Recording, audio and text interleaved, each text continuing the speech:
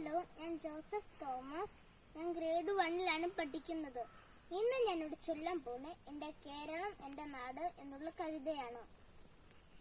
പാടും പുഴകളും